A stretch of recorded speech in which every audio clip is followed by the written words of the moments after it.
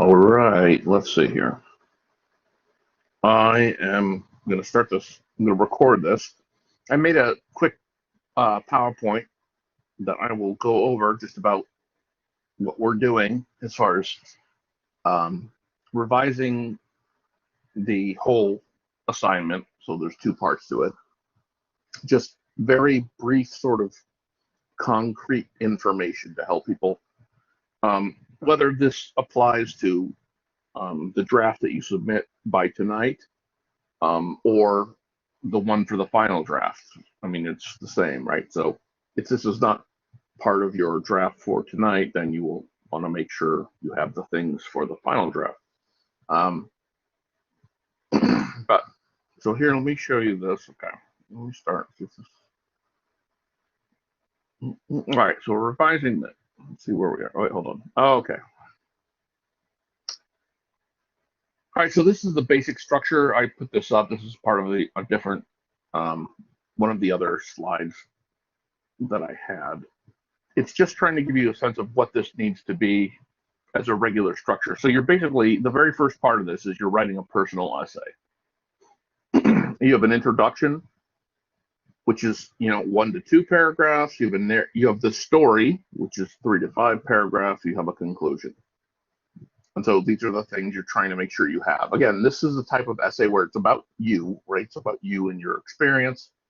But because you're trying to do something specific, like talk about this concept of digital literacy narrative, you want to make sure that each of these sections is sort of doing what it needs to do.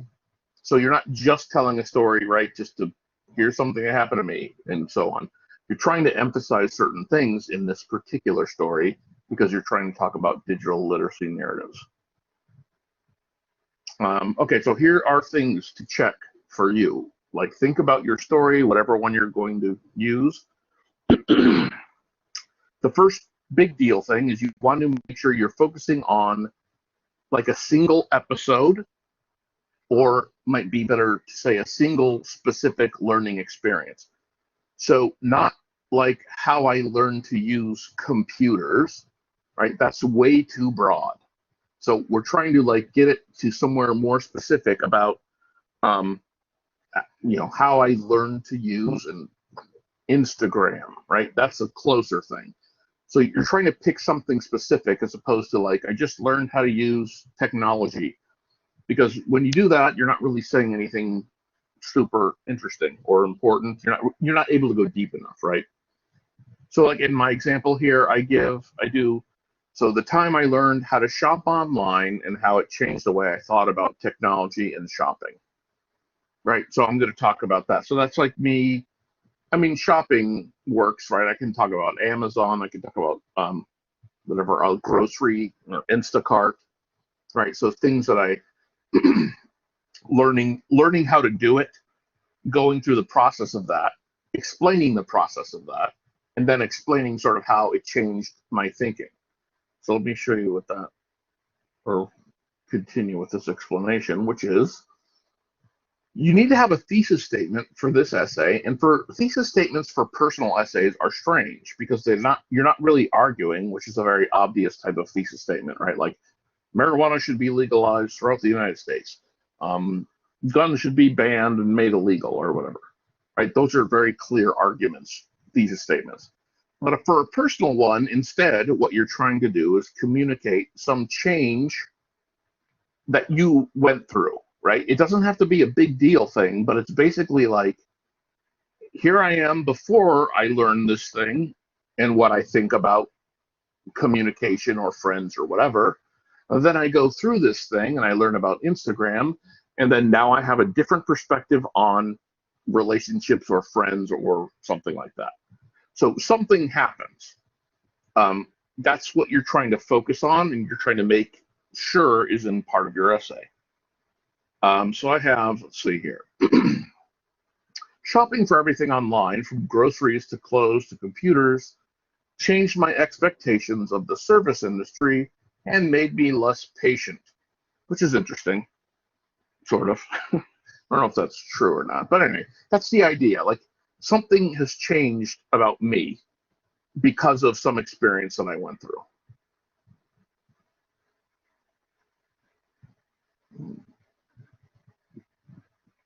All right. So that in the thesis. Wait, did I put it there? Hold on. Oh yeah. So you have this introduction paragraph, usually, maybe a longer paragraph, but at the very end of it, you'd want to have a thesis statement, which is something about how your perspective has changed or what you understand after going through this learning that you did not understand before. All right, so the introduction. So like I said, the thesis goes at the very end of the introduction. But here's something that's you want to pay attention to in the introduction. Like you want to make sure that you're starting the story at the right time, right? Because if you think about it, I can tell any story and I can start from like, when I'm 2 years old, even though the story I'm going to talk about happens when I'm 22 or whatever, right? So you can start anytime. So you don't want to start too early. Like you don't want to give sort of a very long background. Now, many of us, when we write, we think, well, we need to have all this background so people understand what we're talking about. But what I'm saying is that one way to improve your writing is that you focus on what you're trying to communicate, and then the background, whatever is necessary, will sort of naturally come out when it's supposed to.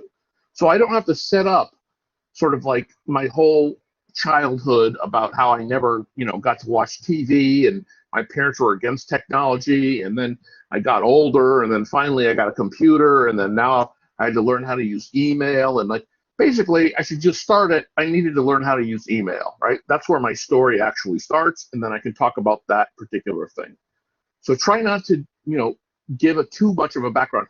Again, though, this is what rough drafts are for, to be honest. Like if you wrote a big long background, that's fine. But now for when you revise going forward, you want to take a look at your introduction. You want to basically start it with whatever your experience is going to be. So I have begin with the circumstances of your first encounter with the type of digital literacy you will be explaining. So whatever you've actually settled on to talk about. So if I'm really going to do shopping, right, like shopping online, I'm going to tell that how I learned how to do that and screwed up and all the stuff. I'm going to start with what got me to do that. Why did I start to do that? And what were the circumstances, right? Oh, I started during the pandemic because I didn't want to worry. I was worried about going out or whatever. That's it. And then I start to talk about learning how to do it. And then that's what I say for my last. So C is any necessary background will sort of come out. It'll be folded into your digital literacy experience. So, the takeaway is start right before whatever it is you're going to talk about. So if you're going to talk about how you learn what Twitter is and what it does and how to use it, start with what made you go on Twitter the very first time.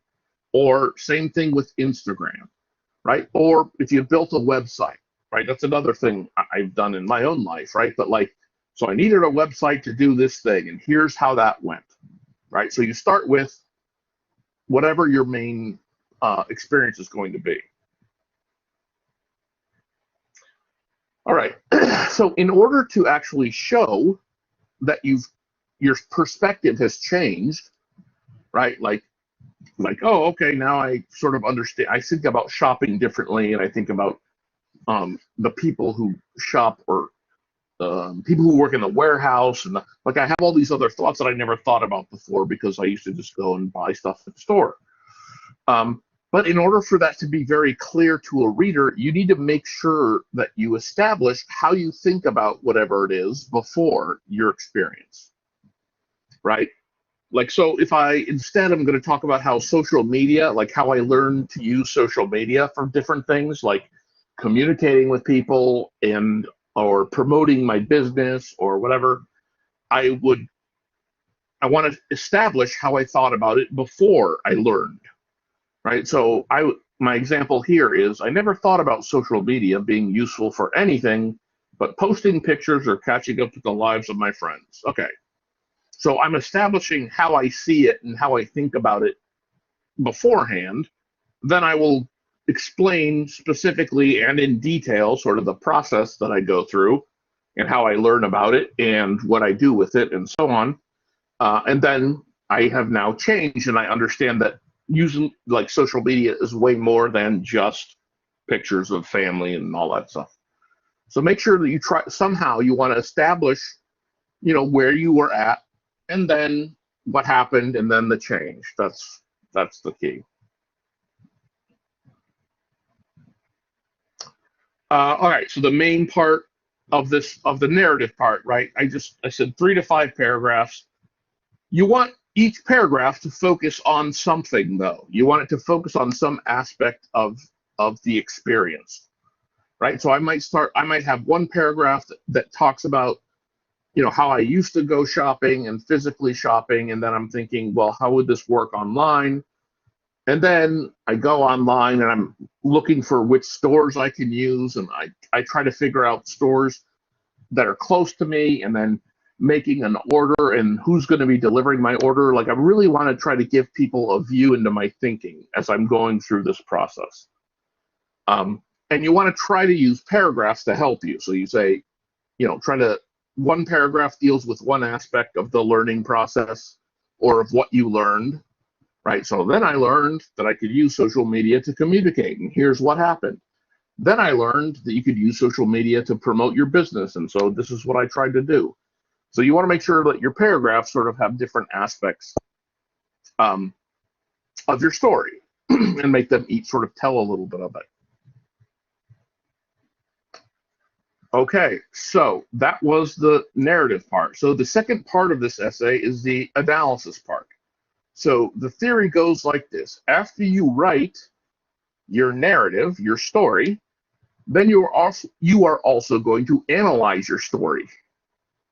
And that's, a 2-page thing. So the other one's 3 to 4 pages. This is like 2 pages. And this is what you basically need to do. There's a definition of digital literacy, right? We've all seen that already. Like I think it's in the folder for week 1 or week 2. But this is it right here, right? So it gives you the rapid development of digital technologies in the digital era presents individuals in the emerging information society with situations that require them to employ a growing assortment of cognitive skills in order to perform and solve problems in digital environments. These skills are often referred to as digital literacy, which is presented as a special kind of mindset that enables users to perform intuitively in digital environments and to easily and effectively access the wide range of knowledge embedded in these environments. Like, okay, yikes. So that's a whole thing. So here's what we need to do for the analysis. The idea is you're trying to match up parts of your story with parts of that definition. So you are looking at the definition, and then you're also looking at your story, and you're trying to pull parts of your story that reflect the definition. So you're trying to use your story basically as an example of the definition. And so your paper is just pointing that out. So you want to look for specific phrases from the definition and then try to find them in your essay. And then that's what you write about. You say, digital literacy says this, and here's an example for my essay that shows this, and then you explain it. Right, so here's my example. So I just pulled this from the definition. And you probably could even do something with this. The rapid development of digital technologies in the digital era presents individuals in the emerging information society with situations that require them to employ, and then I just put, I made in bold, a growing assortment of cognitive skills in order to perform and solve problems in digital environments. So find a moment or two in your narrative where you use a certain type of thinking, which is what cognitive skills means, in order to solve some sort of problem or a challenge in the digital environment. So wanting to communicate with somebody, or wanting to post something online, or wanting to put my website up or whatever, what type of thinking does that require? Like, what you're trying to get into your own head, and you're trying to find in your story a moment where you do that, and then sort of talk, you can present part of the definition, be like, according to the definition, right, this is the thing. We use different thinking skills to solve problems. All right. And so in my situation, I had to use the thinking skills of analyzing something, or I had to use thinking skills of like, how am I going to get this information to a certain person, or how am I going to get this information to, everybody? How can I promote my website? And what do I need to do to think about how to promote my website, and so on. So it's like you're trying to find some example in your own narrative where you use a certain type of thinking, basically, to solve a problem, or overcome a challenge or whatever, or even just successfully do something. So you're trying to point out a different type of thinking, like something that you might not have thought about before. Like, so for my grocery example, like I never really thought about how food is in warehouses and it gets to stores, and then from stores, so I started to think a lot more about like the chain supply, or the supply chain, right? Which is one of the things we now hear about a lot. But anyway, so I started to think about that, and that's a different type of thinking that I've ever done, where I started to understand how things moved around and were delivered and so on. And understanding that, right, then sort of now I order things and now I understand something. So anyway, that's one example. But some type of thinking and you solve a problem in the digital environment, right? So whether the problem's like communicating, promoting, connecting with somebody, right? Like I'm going to connect with some friend I haven't seen for forever. How does this work? And then you go and you learn how Facebook works and so on. These skills are often referred to as digital literacy, which is presented as a special kind of mindset that enables users to perform intuitively in digital environments. So now, this part of the definition, I'm thinking, okay, so what is a skill that I learned to be intuitive, right? Meaning, like, there's going to be some way in my learning process where I start to just sort of figure out how to do things. My best example of this right now is, like, I tried to play a video game, right? And I don't know how it works, and I've never played a video game before, and it's on PlayStation, and I'm sitting there trying to figure out just how to move, how to like do any of the things, right? And then the more I'm practicing it, the more I'm sort of getting the hang of it, which is what intuition is. I've sort of learned how to do this, right? Now I'm like learning, and I still screw up, and I still don't know, but I'm getting better at it because now I learned how something works, and so I use that, and I continue forward screwing up, but then I learn how another thing works, and so on.